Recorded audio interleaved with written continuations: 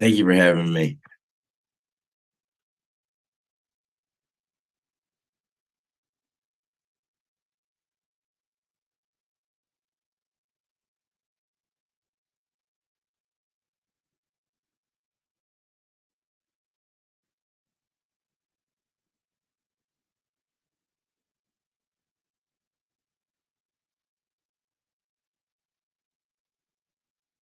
So my journey started when I was about 20. I originally started with acting. I was a part of a show on Fox called The Masked Singer, doing a promo. And so I was doing a little dancing. A little too big to be dancing. That was the last time I did a dancing video. From there, I kind of led my acting into my podcasting. And for my podcasting, it was just it felt like something was missing. Ever since I was little, I felt like I had something that I had to provide for my family. And that's a success. And to be the first one to really change that cycle was something that was really deep down for me. And I had to allow myself to be able to put myself into a circumstance to where I can be in front of more than one person or have a conversation with multiple people, such as I'm doing right now. My podcast typically was just me talking in the closet that I had set up at a home at my house. So it was very, very bad stuff. It's a whole different setup now.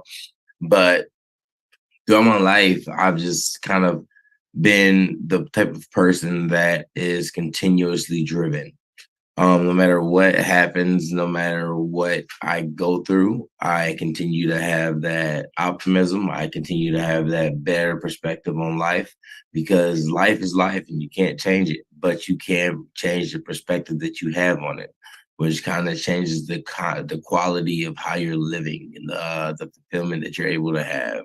Like my fulfillment comes straight from just contributing to others. I don't believe in me just being served all the time. And if I am just asking, even with my wife, I tell her I recognize it and I take self-awareness and I do the best I can to try to, accommodate and move my schedule around because that's more important to me as family. And so my life journey has just been nothing but love, kindness, and a little bit of speed bumps, but I'm still here today. So there's nothing that I can really complain about because things can be a lot worse. And I'm just thankful that and blessed that I'm able to be on the show, be able to have the influence I have, be able to reach the people I reach. And so it's truly something amazing.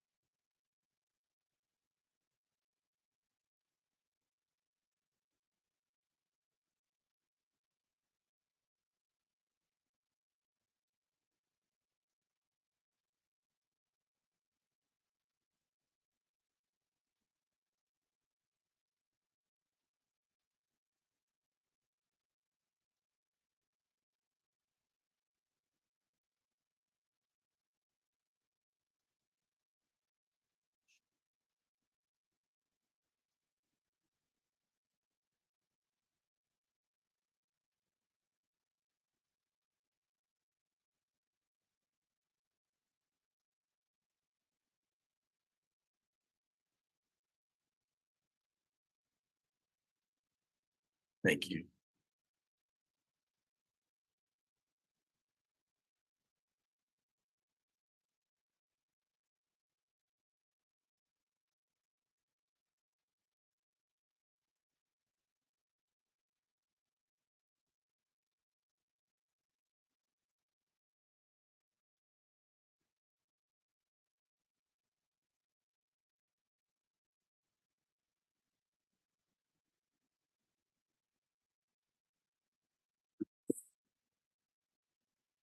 So, see, this is why I kept the life journey so short, is because I knew that my life was filled with a lot of challenges.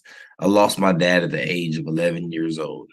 And so I was actually the one who ended up discovering him face down in the closet. And so I had to go get one of my brothers. And at 11 years old, I'm a major in psychology. So cognitively, I know and understand the timeline of how the brain develops. And at that point, I wasn't able to really recognize and acknowledge what was going on. So I had basically took off running out the house, um, to one of my neighbors' houses, and all I remember is coming outside and seeing the ambulance. We left, we came back. There was no more ambulance, but it was a hearse. And from that day forward, as I got older, I began to understand more and more what that meant. So I'm 25 now. For the past 14 years, I dealt with pain, trial, and tribulations.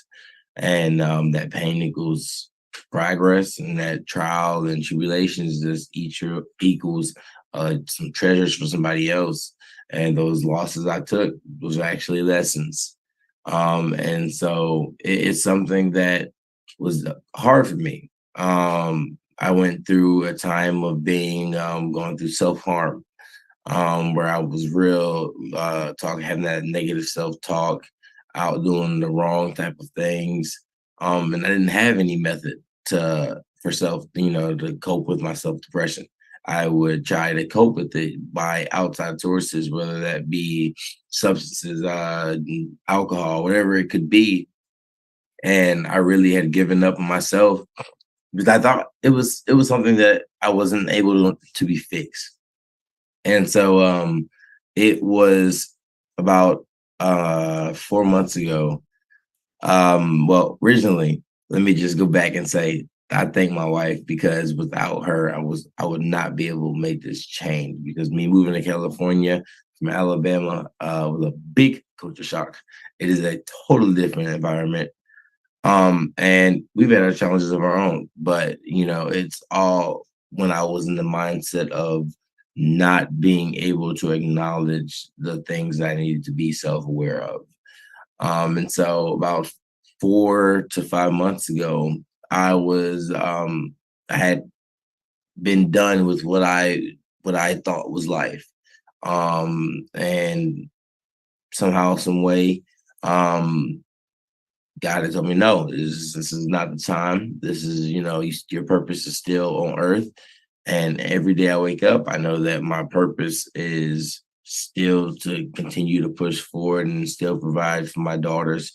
And so now that's what my motivation is. That's what my coping mechanism is always thinking about my family, retiring my mom, getting my wife and my daughters a life that they deserve, because I know how I was, and I don't want anybody, I don't want my daughters to meet a spouse that had the mindset of me. So I want to influence other individuals to be positive. And so I just look towards music, writing. I'm a big fan of music. I sing, I do all, and it's just something that calms my heart. And it's something that I use to kind of meditate. I have ADHD, so it helps calm my brain down.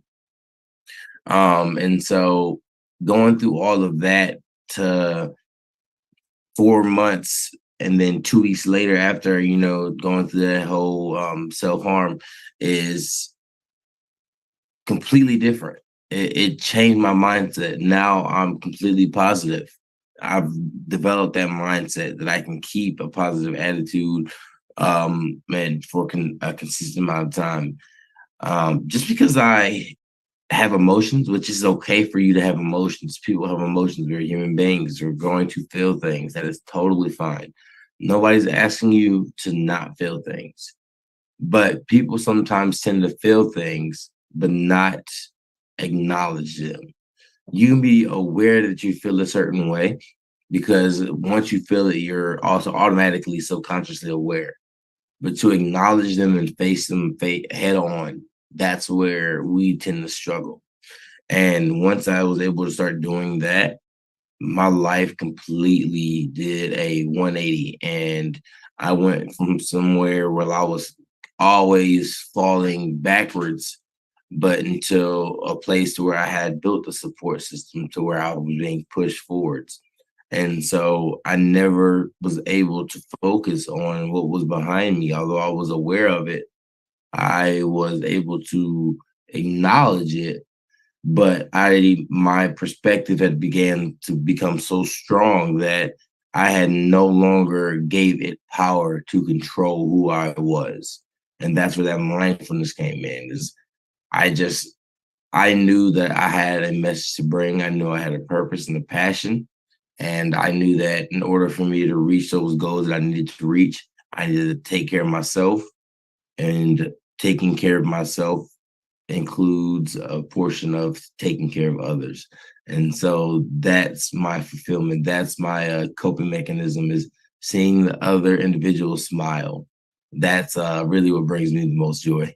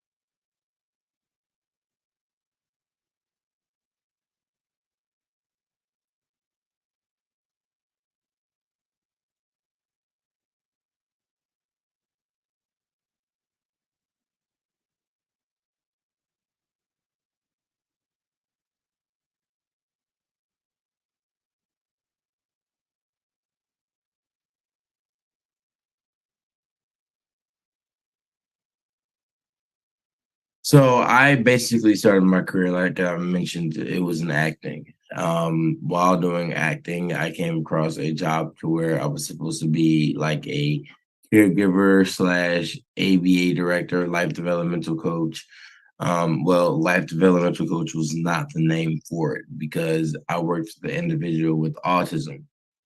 Um, Anyone with autism is not life developmental coach. I feel like associating those two together is like associating a personal coach with a psychologist. It is two different aspects, two different fields.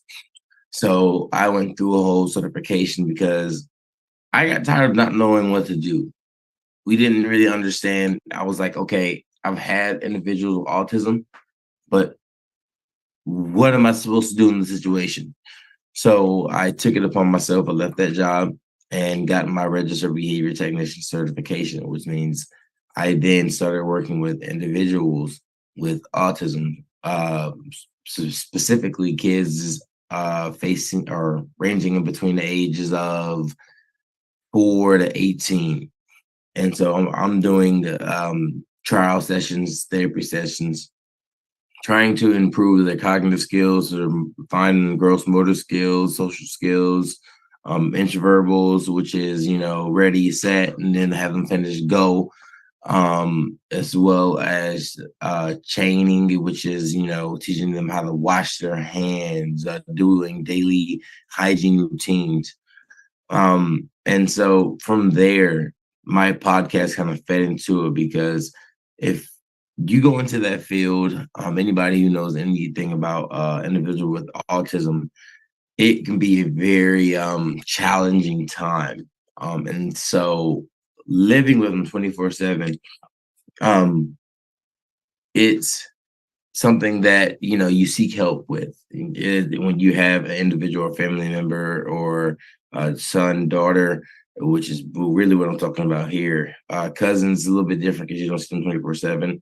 But anybody who you're around 24/7, you have someone who's helping you take care of that individual. As an RBT, I learned the ins and outs of autism. And so I knew what they went through. I felt it. And mentally, that had added on to all of my depression, my anxiety. But every day I showed up to work, I had a smile on my face, and I made a difference in those kids' lives. So I constantly had parents and supervisors tell me, I don't understand how you're smiling sometimes. Even while I was at work, my wife ended up having a miscarriage. And I stayed, and I was able to finish that day out with no problems. I took a second to acknowledge it, but I knew that I had a bigger purpose. My last job after that, I ended up having a family death when my wife was pregnant again, due in a week.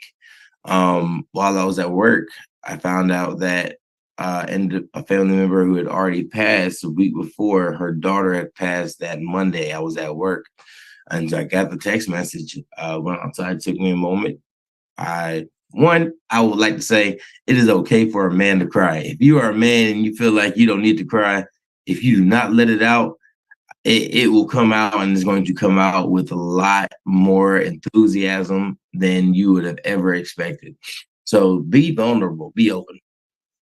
But um, it was just when I was able to do that, I knew that my mentality was stronger than what I thought, but I had no idea the strength that it carried with it.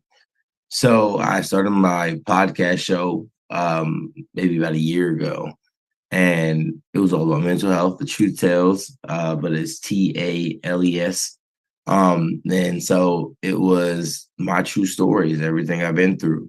Talking about my wife's miscarriage, my dad's passing away, through all the struggles, the things that I went through mentally, the mental battles, the feelings of emptiness and worthlessness. And I knew that podcasting, I still wanted to continue, which I'm actually revamping the show. I have more episodes of The Truth Tells, and I will release, and then I will start something totally different. When the time comes to announce that, I will. But I just wanted to let everybody know that The Truth Tells, you can find it on every platform as far as podcasting.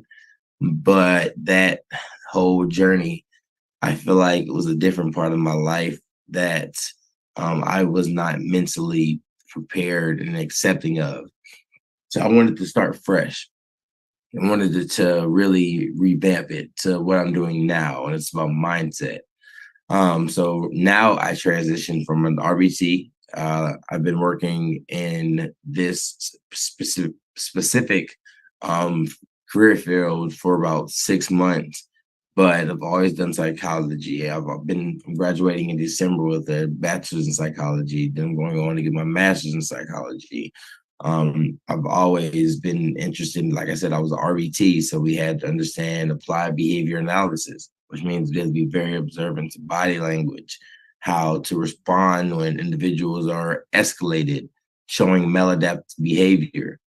And so now I took that into being a mindset coach, because when I was able to unlock my full potential and able to gain access into my inner empowerment, then I was able to kind of grasp a hold of my life and say, hey, I'm tired of life messing me over, and I'm going to start taking control of my own destiny. I'm tired of taking leaps of faith or just worried about the risk or worrying. And that's changed my perspective. And as a friend once said to me, I'm now taking the next big step into my destiny. And so I started to realize I did not want to be changed. Change is like being dirty, being unclean without taking a shower and changing outfits. Even though your clothes are new, you look nice, you still smell bad. And just because you got to cover it with cologne, you know you stink. People might not be completely aware because they're smelling the overwhelming sensation of cologne, but you know that you have not bathed in almost months, years. But you're okay with that because you're changed. You get new clothes, you do this. That's how I lived for 14 years. And then one day my mind became transformed. And I like to think of it like the Transformers movie. They go between the two same things. They're completely evolving into something different. Well, that's what I do on a daily basis. I transform the mind of myself and I transform the mind of other individuals. And so in 2024, I have a book coming out called The Journey Within. And it's about my life. I'm going more in depth into what I went through, every aspect. I wouldn't go into personal names, obviously, but everything that I went through as far as the struggles and how I overcame them and my tips and advices that I've learned throughout the years. But my biggest thing is my career is my fulfillment, my satisfaction. I don't get my fulfillment if I can offer things for free, then I would. But I want people who are invested, not interested, because people can have a belief, but belief without discipline is just a dream. I don't want dreamers. I want people who are going to take action and turn those dreams into realities, those aspirations into achievements, those missions into or milestones that are completed. And so it's just something that I have always now. I went through a whole cycle of self discovery, fatherhood, being a man to mindset. That's all it's about now is men's mindset in particular, because expectations on men's mindset is horrible. People say if you're a man and you show that you're sad or you show any type of what they call feminine emotions, then you're looked down upon, especially in the workplace. They're like, oh, bro, learn on it. Be a man. Literally, that's a good saying that, even some women use is be a man about it.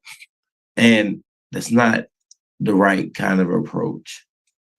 Everybody has a different learning style. Embrace your learning style. Acknowledge your problems. Accept that you went through those experiences, but don't allow it to kind of shape who you are, but shape the experience and how you remember it. And so that way you can mold it into something that means something more meaningful to you in the aspect of a positive mindset. And so I knew that not everybody had that ability, which is not saying that I'm more special than anybody else.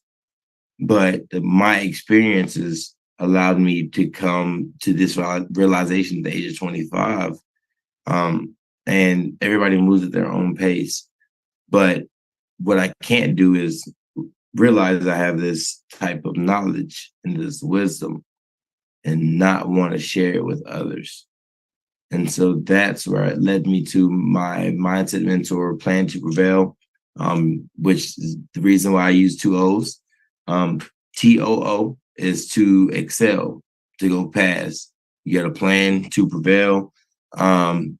One is just plan to get past things. So if you plan ahead, you will get better. One is plan to prevail is you have to exceed that trial. You have to jump over it. So I like to think of it, I don't leave you in a place to where you were stuck behind the wall, but at a place to where you're on top of the wall with one leg already over.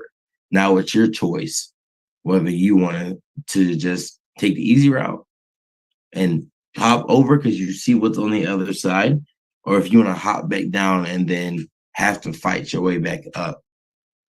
And so with that, I just use Plan to Prevail as also a way of when you're going through things, automatically assume you're going to get through them.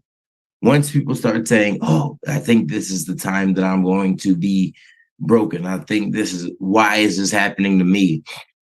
Um, and instead change the quality of your question.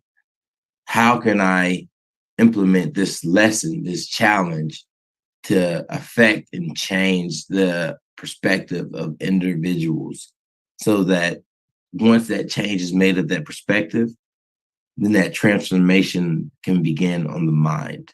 And that's when that fulfillment and that satisfaction that you've been looking for your entire life will start to become present in your everyday daily routine.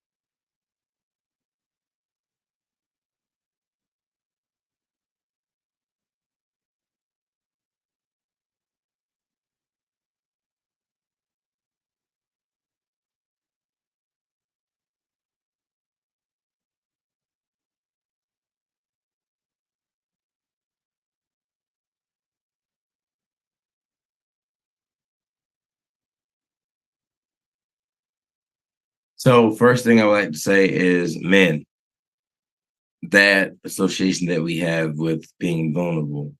We always sort of the thing, real men wear pink. Why do we associate that with, or what do we associate that with? Women, or pink being associated to having a feminine connotation. So we say real men wear pink. Well, real men are vulnerable. Real men support their spouse. Real men express themselves, communicate. Real men take responsibility. Real men take action. And real men become transformed. Now, speaking to a variety of just not gender specific, be positive. You're going to go through challenges. But if you want to be successful, you have to understand that those challenges will come. Otherwise, if you expect things to be just all just fairy tales and butterflies, then you will sadly be disappointed. But if you take life on head first, where you can constantly focus on that vision, then you're going to learn how to be I was a sports fanatic in football. And so you just have to pivot. And so either way, you're finding a way to get past this obstacle. And it's because you're seeing through the obstacle. You're aware, you acknowledge it, but you understand that it's only there to stop you from reaching your full potential. Now, nobody's going to reach 100%, but everybody can transform on a daily basis. And so if I leave anybody with anything, it's pain equals progress, challenges equals change, and trials equals transformation. And so you guys embrace everything. Reach out to somebody, create a support system so that way you don't fall backwards, but push forward.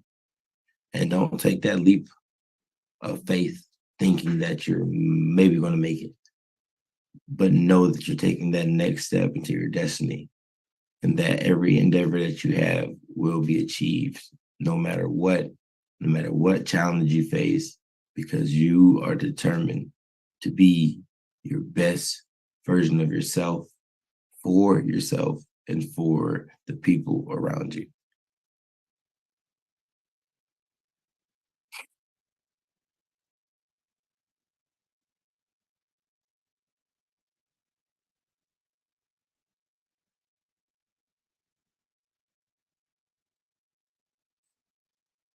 Thank you.